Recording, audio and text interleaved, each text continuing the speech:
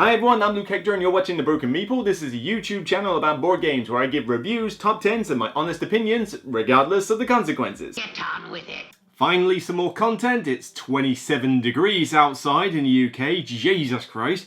I'm sweltering like crazy. And because of the UK Games Expo last week, I caught a bit of con crud effectively from it. Talking a lot during 3 days, trying to get your volume up, caused my throat to go haywire. And so it was sore, it was hoarse. And I think I just caught like con lurgy basically, which when combined with hay fever that I tend to get in the summer, my entire like upper sinus was just basically off the chain. And you know, I just couldn't really do any recording in that state. I haven't even totally fully recovered. My throat still needs fluids when I talk for extended periods. So if there's a lot of jump edits in this video, you'll know why. It's because I'm taking a slurp of tea or something. But I need to get something done. I've got the podcast tomorrow to record. I need to get content done. And so I figured, let's get the best of May out of the way. Well, I say best, it's more a monthly rundown of some newer games that I've played. Not necessarily new hotness, but new games to me that I've played. And this is the best and the worst of the month, because sometimes I play a bunch of games and they don't really impress me that much, but I want to give my thoughts on them. So one in particular was Planted. Planted is a game that I think you can only get in Target at the moment, and you know, in America, you can't get it in the UK. Simple game, nature theme, we've seen this before. You know, you're planting pots and you know, the different plants have different requirements and you're effectively drafting cards in order to gain the various resources that you need, like plant fertilizer or whatever it's called, plant food, water, etc. And you can get little items as well to give you sort of special abilities. But for the most part, it's drafting the cards with other players, playing them in order to get the resources and get the cards, fulfill the resources and get them. You know, it's pretty much every sort of similar like gateway game you've seen in this genre. Now, the game is fine. The game is okay. It does its job. It's a simple game that I pretty think any family could get.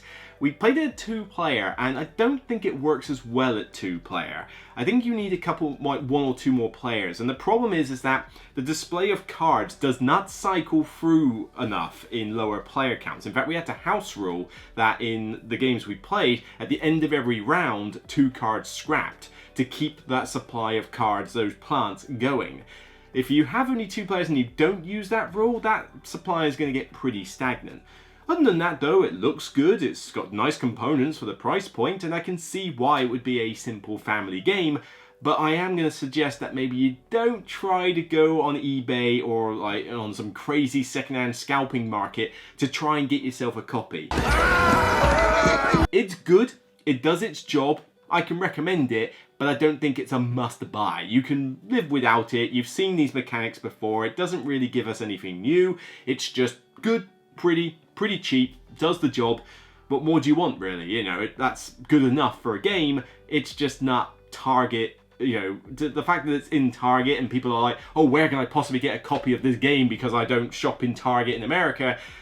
Calm yourself, you can live without it. Next up, Stardew Valley. Yes, I finally got to play Stardew Valley. I've been trying to get this game played for a while because most of the time I was busy playing other games when I've seen it played, and I heard it was quite long. I wanted someone good at teaching it to teach me it, and this is me coming in as a complete Stardew Valley noob. I have never played the video games. I laughed at people in my university flatmates, I think, playing Harvest Moon or whatever is it? Harvest Moon or no, Animal Crossing I think it was.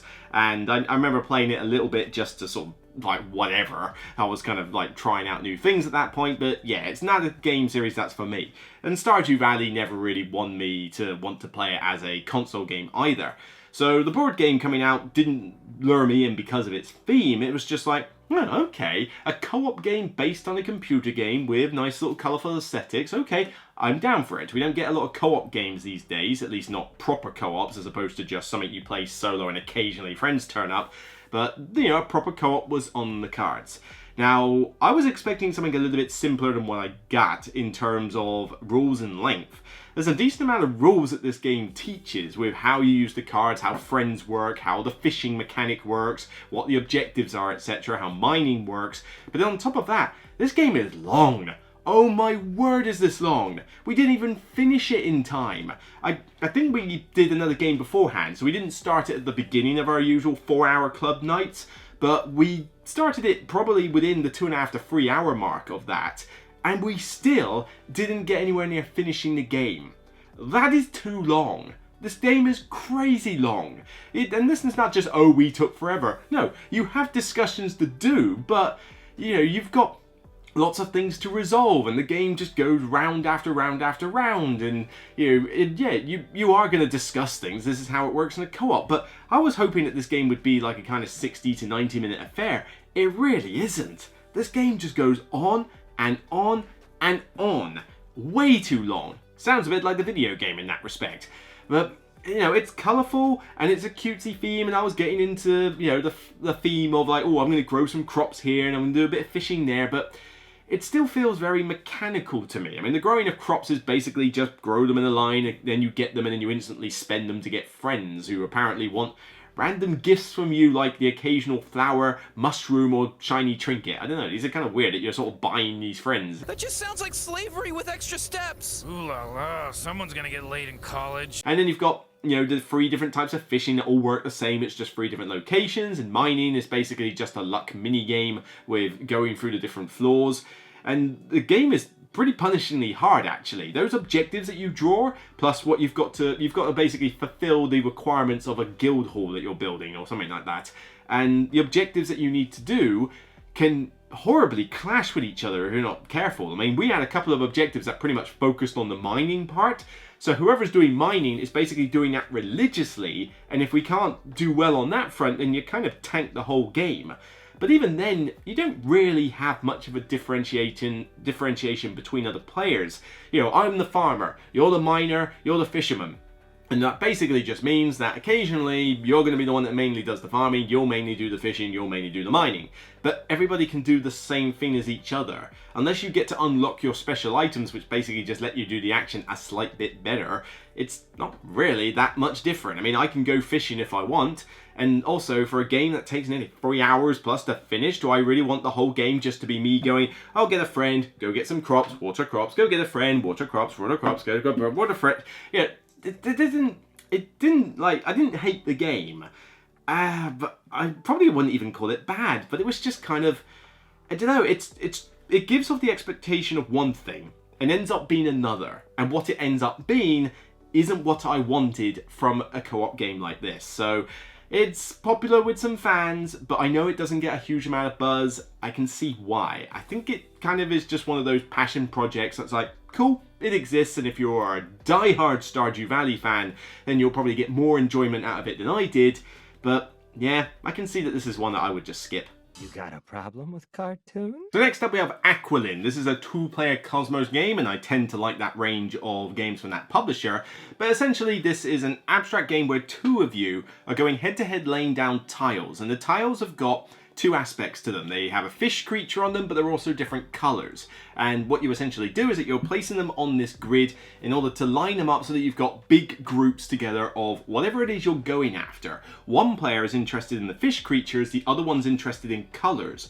But when you do your turn, you're able to slide the tiles across the grid in order to try and screw up the opponent's plans, but also try and set yours up. And it's basically a back and forth tug of war, trying to, you know, an element of luck with what tiles are available to you, but also a decent element of skill in trying to set yourself up so that you can kind of block them out of being able to sort out their own groups, but also set yourself up in such a way that they can't undo what you're trying to do by simply just going whoop with a single tile. Does the job fine. My only problem I have with it is that for a game that claims there isn't a huge amount of luck, the luck of the draw with the tiles is still a big deal. You only have so many of them on display to choose from, and you will just get times when you look at it and go, none of those are what I need. I need the red and pink, but there's only green and yellow here. Well, I can't really do much with green and yellow, but look, there's 2 jellyfish there, so you can just make your thing bigger. It does kind of go a little bit uneven Steven in that aspect. There were plenty of times when I was playing it that I just felt like I couldn't really have a good turn, and it wasn't necessarily fault of my own, it was just, that's the rubbish I've been given, I've got to make good with whatever there is here. Now, that doesn't mean it's a complete luck fest, there is a decent amount of skill involved, But this one's probably on the weaker end for me for the Cosmos line. I think the ones that I've got in there, like Lost Cities, Targi, Kahuna, Imhotep the Duel, stuff like that, I think I prefer those games to this one. But this is by no means a bad game. It's fine, and I would probably play it again and, you know, see how things go. But it's not got a huge amount of replay value in it. I mean, you have the same thing in it, the same tiles, and the game isn't the shortest one ever because you're thinking quite hard about your turns, and then you've got to fill up that entire grid. So this isn't exactly a quick-fire game either, you know, compared to something like, say, Lost Cities. But it does the job fine. I don't hear a lot of people talk about this one. I think a lot of people just probably haven't played it, but it's fine. It's a two-player abstract game, and I would play it again. I'm just not, you know, that bowled over by it. It's lower down on the scale from my liking of the Cosmos lines, but does what it says on the tin, and it does it just fine. This is the way. Two more to talk about. One of them is called The Estates. The Estates is a game that I had barely heard of other than seeing it in shops or on discount sales. Like, nowhere did I ever see this played. Nowhere did I even see it being talked about. And frankly, when you look at the box cover when it's got that sleeve on it, nothing about this game would make me take it off the shelf. The sleeve is boring. It's just yellow with a banner on it. That's it. At least show me the cover. But that's first sleeve. That's a minor nitpick. But I figured, oh well, I'll try it. It wasn't one that I was desperate to play at HandyCon, but it's like, fine, it's new, but it is an auction game. And auction games with me are, they're hit and miss. Some of them I like, some of them I'm not as keen on, but I'd give it a shot. You're essentially building blocks of these buildings in 3 different rows on the board. You have a closed economy of money, but you can donate to, I don't think it's donate to, I think it's donate to charity or invest or something like that. I forget what they call it, but you essentially can pug some money away for points, thus reducing the amount of money that's in the game. But what essentially happens is you have these cubes with numbers on it, and higher number generally means better value. But when you're building buildings, you have to go in descending value, I believe, or is it ascending? It's one of the two, but they've got to go in sequence. And with this, you basically pick one of the dice that's in this little grid display that's been set up at the start of the game. Like, you know, you might only be able to access certain colors of dice or certain numbers. But, well, they're not dice, they're cubes. Giant cubes. Decent looking cubes.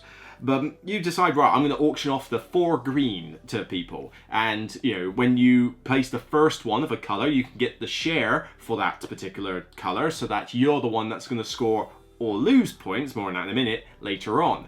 And so you'll auction it off and people will bid once to see if they want it, and you know that person then gets to place it where they can, subject to restrictions, on the 3 rows. You can even auction things like roofs, which are needed in order to score the building but also are worth points themselves, and other things that let you extend the row of like buildings that can be made, or even decrease it, because there's a good and a bad side to these buildings. If the street is complete, fully complete roof buildings a lot, it will score positive points for each person that's within it.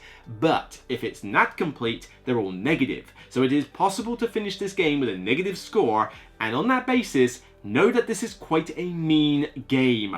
Woohoo! This is not nice, because not only are you auctioning for things that somebody else might want, but if you do get something somebody else wants, you could just pug it somewhere that's really bad. If somebody's like likely to score high on the street, somebody can come along, auction the extender out, and suddenly, oh well, you need another 3 buildings on that street.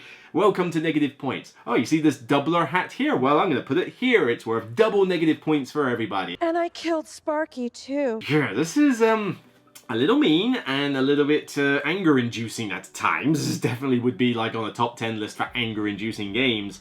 But the game is pretty simple rules-wise. There's not a huge amount to learn or even teach, frankly. And there's a decent amount to think about on your turn as to whether you should go in or out for auctions because of the tight, closed money economy. Now, that being said, I'm not a fan of mean punishing games, and this one does feel like that. You can be in a situation where you just know you've got no chance to win. Like, you're too far behind on points, you can call the winner, you can see they're going to get a bunch of points that you're not going to, and you're just kind of going with the motions at that stage. And lo and behold, I called the winner pretty early on, seeing just how the things were going. And you're kind of having to kind of irk other people to side with you or side against someone in order to be like, look, you know, we got to finish the street, guys. We're all going to lose points here. But yeah, you're going to lose more points than me, so you know what? I'm not too fussed about it. And, well, if you've got multiple players against you, then good luck trying to actually get out of a scrape. It's just not going to happen. It's pretty well produced though, and it's not a bad game. I enjoyed it, ? I think after it I was just kind of like, yeah, this one feels a little bit too mean, a little bit too like, you know, kind of like I said, you're going with emotions at one point because you just know that you have no chance of winning, but it also can be a little bit disconcerting to know that you were doing well up to a certain point, and then literally because of 1 or 2 auctions, particularly near the end, you're screwed and it's all negative points. And it's gone. Not exactly a happy inducing game, or a positive game in a sense. It's definitely one for those folks who kind of like things like In the Year of the Dragon by Stefan Feld, you know, the one that literally just punches you in the face every turn and doesn't let up. This one can feel a bit like that at times, but you know, it's fine. But I don't see this talked about a lot, although the people who do talk about it do rate it quite high. But I wanted to try something new, and I figured, you know what, venture out of my comfort zone, go into a pure auction game and see what it's like. But for me, I like my auction games to be a bit on the shorter side. This one did seem to drag on a bit. You know, you got to fill up 3 whole streets with buildings and roofs and stuff, and it's like, this is kind of taking a little bit long. Let's move us on, especially when you got lots of players there. And when you add more players, the chaos factor just ramps up even more. I think it's better with less. I think we played it at the full count of 5. I'd probably want to cap this at something like 3 or 4 at the absolute max. I think 5 was too many, as frequently said. But yeah, it's fine. It's not one that I'll request. It's one that I would play if it was voted on. But yeah, I like my auction games to be a little bit on the shorter side, a little bit more, you know, a little bit more, less punch in the face. Let's put it that way. Your kids are soft. And finally, I want to talk about Neom. Neom is a 7 Wonders style drafting game, except it's done with tiles rather than cards. And it's not a new game to me per se. I've played it a couple of times before, but this is one that I've never really talked about before on this channel, so I figured, why not?